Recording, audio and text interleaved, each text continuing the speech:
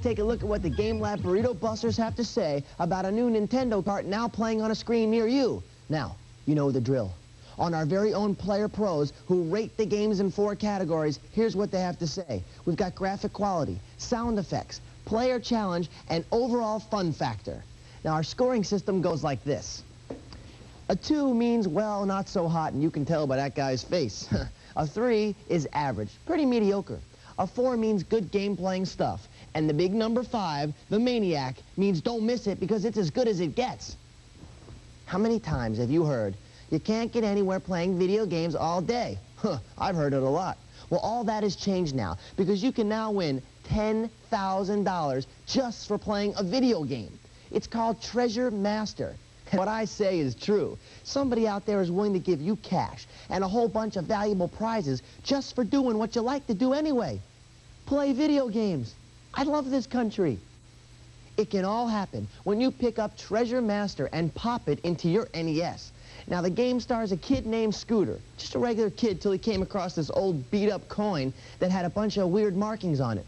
Now, Scooter, my man, was curious about the coin, so he did a little research at the library where he came across a book called The Legend of the Treasure Master. You know this book. The book told him about a sorcerer named Oxabon and about a great hidden treasure.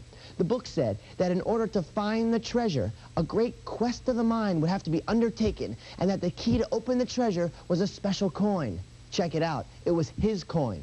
Now, Scooter knew it was going to be tough, but hey, there's cash involved, so off he goes to the most perilous of journeys. The journey involves 5 different worlds en route to the treasure vault, each stranger and more difficult than the last. You begin on the islands where you spend half your time on land and the other half underwater.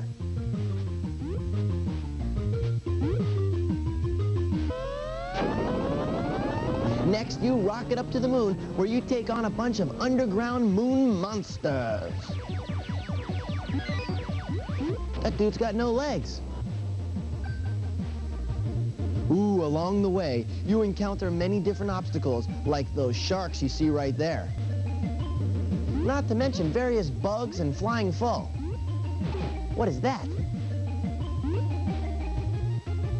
You start out with 4 lives, and while you can nab some free men along the way, there are no continues. If you're gonna win the big bucks, you gotta play from start of World 1 all the way to the end of World 5 to reach the Treasure Master Vault. But if you do it, real life, serious bucks await you courtesy of your friends at American Softworks. So, aside from the obvious advantage of playing a game where you might win 10 grand, what do we think about the game? Here's how we rated it. Treasure Master has some good animation, but the graphics, while colorful and clean, are not what we would call spectacular. The sound's not bad, but again, see, there's just no groundbreaking stuff here.